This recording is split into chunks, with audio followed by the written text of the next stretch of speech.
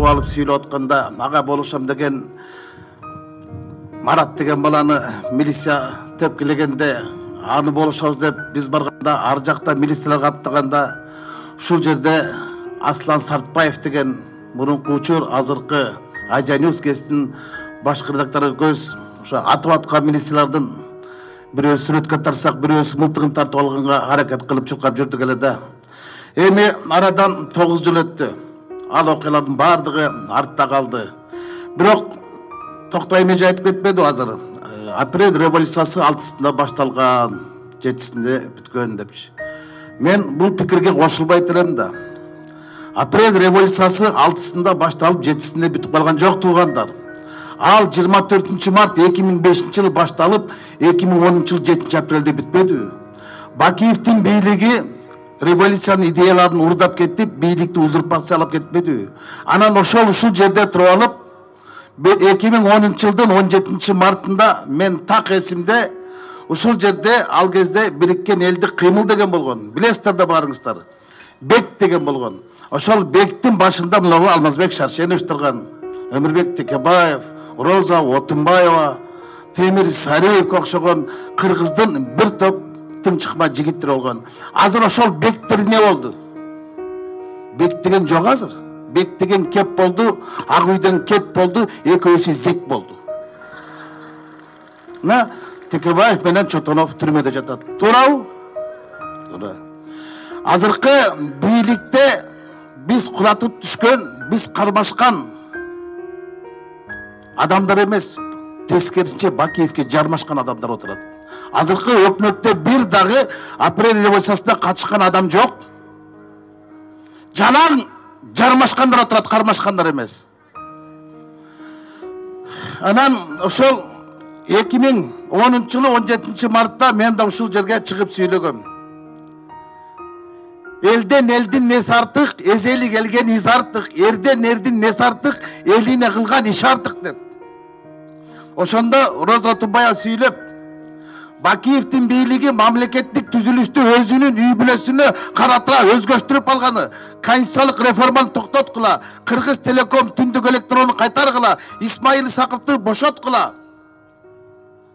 Максим Бакиев, баш болгон Жаныш Бакиев, Адыл Бакиевтер бар кызматтан кетсин. Гуревич деген эл аралык мошенникти иликтеш керек деп 7 талапты койгонбуз. 17 мартта 24 мартка чейин ушул 7 талапты Бакиевдин бийлиги аткарасыңар. Аткарбасаңар, анда биз 7 апрелде бүткүл мамлекетте баш ийбечүлүк акцияларына баштайбыз деп туруп, ушул жерде талап коюп туруп анан чыкканбыз да.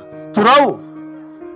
Анан аягы апрель ыңкылабы менен бүттү. Ошол апрель ыңкылабынын максаттары ишке ашып атат, ашырып атабыз деп атпайбы? Ошолор чын айтканда калыпты эле казанын кайнатып атат да, ашыккан деле жок да. Эмнеси ашты?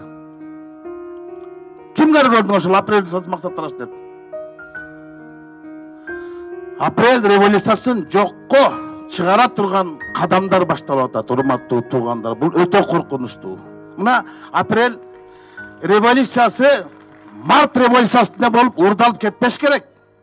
Урдатып жибербеши керек. Ушул жерде дагы 10 жылдан кийин митингге чогулуп турабызбы? Дагы бир келген кишини кетиребиз деп. Кыргызстанга эми ыңкылаптын кереги деле жок болуш керек, ынтымак керек го дейм. Улам эле резолюция кабыл алат. Резолюция менен революция бир тууган экен да. Аягы революция менен бүтүп калат экен. Анан мага чынында эле айтканда кыйын. Мени кече партиялаштарым саясий кеңешке киргизип коюшту, орун басарлык кызматка отургузуп коюшту. Алмазбек Шаршенович Өмүрбек Текебаевди айтып калчу эле го, талтайбай бир жакка тур депчи. Мен азыр эки жакта турум да.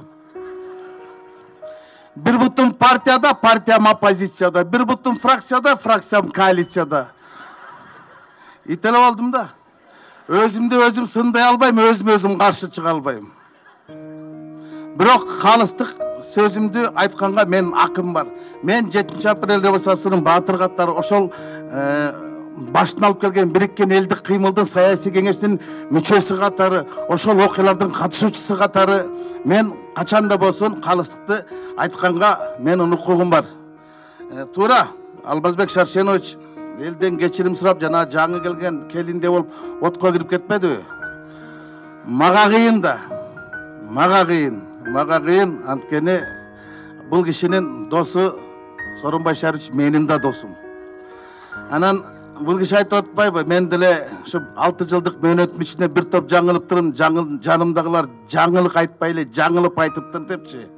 Мүмкүн Сооронбай Шариповичтин жанында жүргөндөр деле жакшы нерселерди айтпай аткан чыгар да. Ошолор тескери жакка буруп атканда мен ал кишини жакшы билем. Анын жан дүйнөсү жарды эмес, жан дүйнөсү жакшы адам.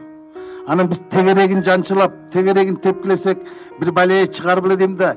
Элге эки президенттин, мисалы СДПК партиясы бүгүнкүдөй кырдаалга кептелгени ушунчалык мени экиге бөлүп атат да. Бет экөө экен, жүрөк бирөө экен да, жүрөк бирөөдү тандаш керек экен. Анан кыйын ушул азыркы күндө мына ачык эле айтыш керек, баардыгыңарды ушуга кызыктай эмес, кызыктар болсоңор керек да. Элге эмне керек? Элге ыңкылап эмес, ынтымак керек, туурабы? Эл азыр элеңдеп эки жагын караңдап калды. Башка жумушу жок калды. Бияк сүйлөсө тияктын жоон кетет, тияк сүйлөсө бияктын жоон кетет. Сармерден эле болот да саясаттачы. Атаанда ошол айтышып атат. Ушунун кереги деле жокку дейм. Мен эме ошол 7 апрель революциясында кайтыш болгон балдардын ары тилек, асыл ой, максаттары ишке ашып баштады деп атат. Бирок мен алардын ата-энелери менен, жесирлери менен, жетимдер менен бат-бат тез-тезден жолугуп турам.